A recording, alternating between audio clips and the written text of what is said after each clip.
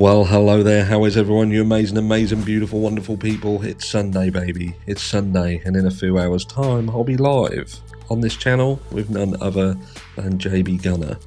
So if you're not subscribed to the channel, if you've not liked this video, if you've not got notification bells and all that on, do all that jazz first, and then we'll get straight into the meat and potatoes. You're looking absolutely amazing. You must be having a good weekend. Well, I hope you are anyway. You deserve it. I wonder what next week will bring. Because in this video, there's two things I'm talking about, right?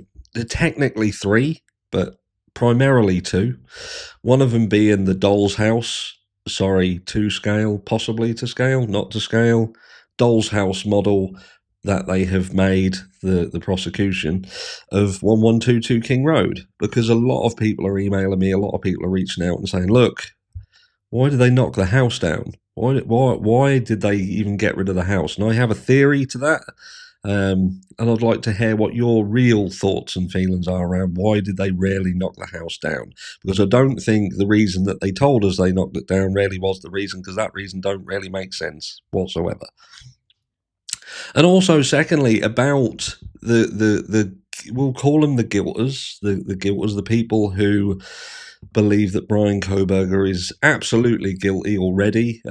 It's almost like they're like, well, the trial's a bit pointless. Let's just skip the formalities and just get him lined up and pew. Do you know what I mean? There's a lot of that, and I've got to the point where I've realised something. There's a realisation, and we're going to talk about that later, as well as talk about my own experience with a guilter. So the house, right? The house, they've obviously made this doll's house. I saw over on Heather Fitzgerald, she's done a post, I believe, yesterday, and it was showing this picture of the house, and there's some writing on it that seems to suggest that it's to scale, or whether the pictures of the house is to scale of the model. I don't really know, but it seems to suggest that somewhere between the actual doll's house that they've made, I wonder whether they're going to have little dollies of Brian and the surviving roommates texting and on, I don't know, social media, running about, Xana laying down. They'll probably have, like, I don't know, depends on how big it is, I suppose. They could use little Lego people and try and do a little simulation. But yeah, so they've made this little dolly's house, and they're going to show it to the jury. Like, some people had also mentioned that there was mention in the documentation regarding a knife being shown that had to be kept under glass. And they were like, oh, do you think they've got the murder weapon? I don't think they've got the murder weapon. I would imagine that this is basically a copy of what they're going to push is indeed the weapon that was used. So there's visual representation, and obviously that if that's the case, then there does have to be some precautions taken. So I don't think that's an indication that they've actually got the murder weapon. So again, I could be wrong, but that would be my interpretation of that information. But much like they may do that, where they've got something as visual representation, they've got this dolly's house, and they're going to use that as visual representation. And then it goes back to, so you have a house where this crime took place, right? All there in its glory, everything in there. Every single thing, all of the grim reminders, stark reminders of what has happened and what can happen, what did happen, what might have happened, and everything. But then somewhere along the line, everybody except the victims' families were like, we're all right, we don't need it. We're good, that can go. You know, the University of Idaho somehow managed to acquire it, and took full control, and then they made a decision to get rid of it based on the grounds that they felt that it was just reminding people of the atrocity that had happened. So they got rid of it and then built a memorial after raising roughly $1 million, and I think that probably didn't cost anywhere near that, but that's by the by, to remind people of the atrocity that had happened and honour the students. So I'm not really sure what the point of that was, especially when this house could have been visual representation within the trial setting. They could have even, like we saw in the Murdoch trial, taken the jury round there so they could really get a feel of what went on and probably be able to show that the timeline, the time frame, the small amount of time that we're led to believe this crime happened could have happened because they could have seen it for themselves. And I think here lies the clue, and that is that we are supposed to believe that the crime happened at a specific time. Now, I don't think, and I think there has been a lot of Freudian slips and flat out statements by multiple people around this crime that would seem to suggest that there's a possibility, albeit a slight one, that this crime happened at a different time. And perhaps the time frame was moved to coincide with certain things that just worked. But that's the skeptic in me. Always a skeptic. I'm always careful what I believe, who I believe, and I'll always take everything with a pinch of salt. So you've got this situation which says if this crime happened at this time, it must have happened in this short period of time, which is approximately 8 minutes. And I think that's being generous if you factor in the car parking, getting out of the car, getting to the house, getting into the house, any kind of apprehension, because in one sense, people want you to believe that the person who did it was apprehensive. They were driving around, getting up the nerve, getting up the bottle, but then they got out of the car and obviously went through the house like a raging bull. So, there's a little bit of there's going to be, I would imagine, unless this is someone's not their first rodeo, there could be some apprehension. They also perhaps didn't know where they were doing, what to expect in the house. But it happened in a short period of time. Now, if you've got that house, that may not have been able to depict that very well. In fact, it may have led people to believe, hold on a second, this is quite a complicated house. This isn't kind of your run-of-the-mill house. And if they came into this house with the sole intention of attacking people in the house, then why would they go past that door, How would they know that that door is a bedroom? How would they know that door's a bed?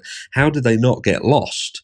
And it could lead some people, even if it's just one juror, to believe that whoever had done this in this house, because of the complexity of the house, that it could have been done by someone who was familiar with it.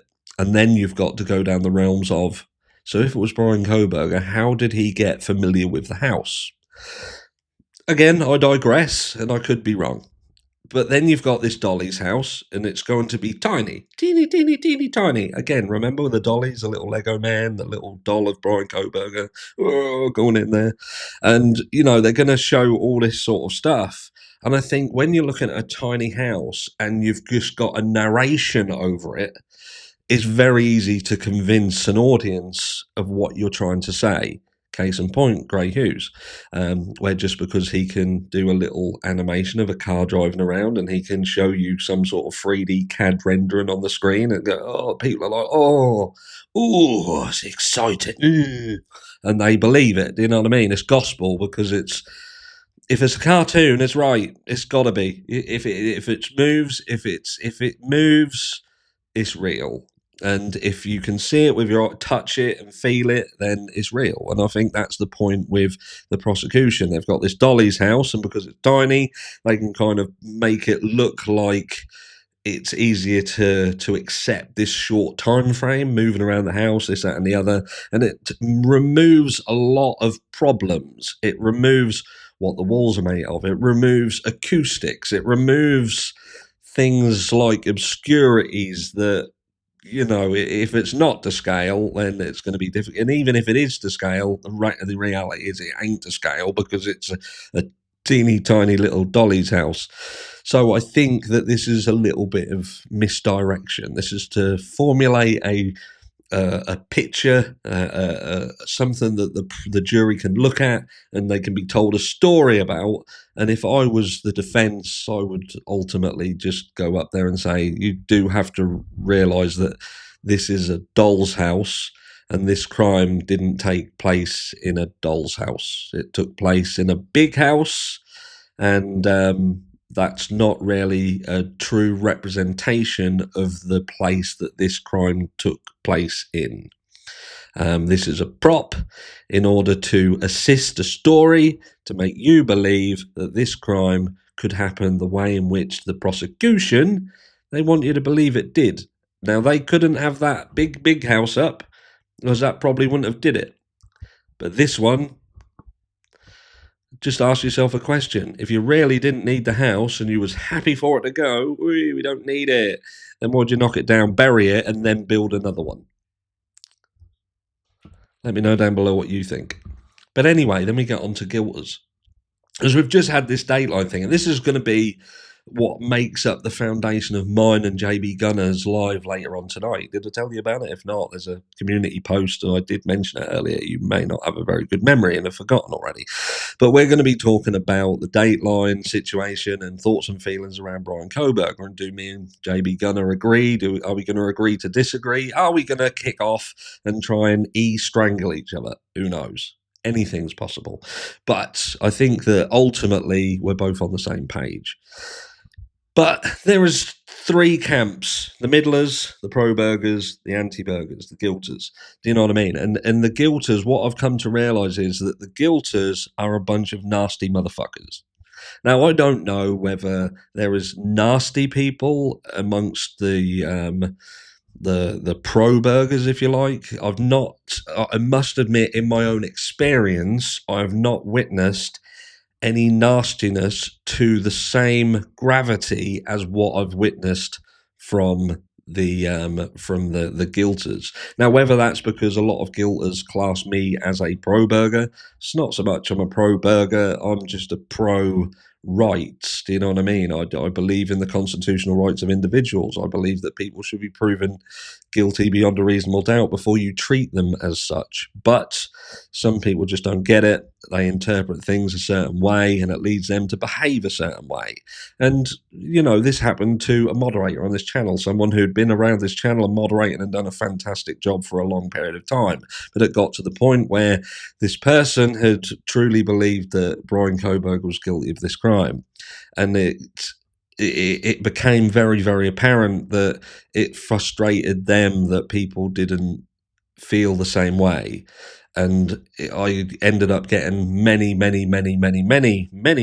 screenshots of conversations where, you know, that basically the people on my channel, who this channel is about accepting both sides of the story and allowing people a safe community where they can share politely their thoughts and feelings, had kind of gone into the realms of being completely argumentative and being rude with it.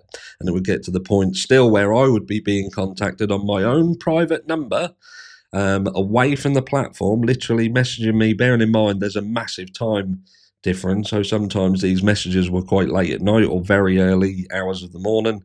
And it would be to let me know about a doc that was released that was kind of put across in quite a snide, you know, as if it was elated that this has proven their point. And I'm thinking to myself, look, I get your thoughts and feelings. I respect your thoughts and feelings.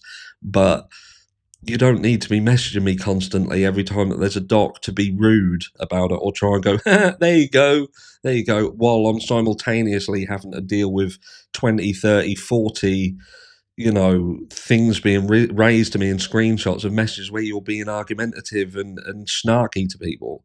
And it's got so bad in the community as a whole that we've got this Dateline situation, because I digress there, is that the guilters have even come out and said that Ann Taylor leaked all this information, and she did it to hijack the case. That's what they're now going down to. So more delays. This is Ann Taylor. She sickens me. She's disgusting.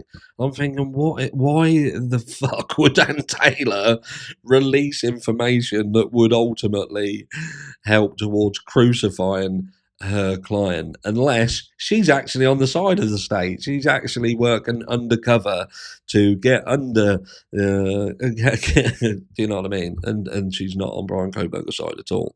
So there's an element of stupidity to it as well. But what I'm trying to say here, look, is, again, this platform, my channel, is somewhere where people can share their thoughts, feelings, and opinions, and they do it in an adult fashion. When it gets beyond that and you start getting snarky with people, nasty with people, or communicating them in a way that is just not conducive of being a positive environment and understanding that people can look at things, they can interpret things differently, and that every single fucking person on this platform, whether they think he's innocent or guilty, has a right to their opinion, then you're not fucking welcome here. And I don't give a fuck who you are, because you can call me every name under the sun, because I get it every day. I get threats. I get, you're this, you're that, you look like this, you look like that. And it's water off a duck's back, mate. If people want to sit there in their mum's closet playing with their nuts and bolts covered in peanut butter and tuna fish while they jerk off, while their mum still feeds them Twinkies in the basement, and that's you. That's you. If you're upset or sad about your life, or you're sitting, like I say, in the darkness with just screens all around you, like a scene from, I don't know, some freaky spy movie, and you're just then getting on their keyboard warrioring it. I'm not interested in that. What I'm interested in is having a proper debate with decent people who truly do follow this case, and we can kind of help each other to navigate it. When we're wrong, we can show each other where we're wrong, and we do it politely. You know, there's no need for people to be tossers. If you're a tosser, then go to a tosser channel. There's plenty of channels out there that are surrounded by tossers, and you'd actually fit in quite well. But it just ain't it, and I just ain't putting up with it anymore. Love you all, and I'll see you all tonight. Mwah.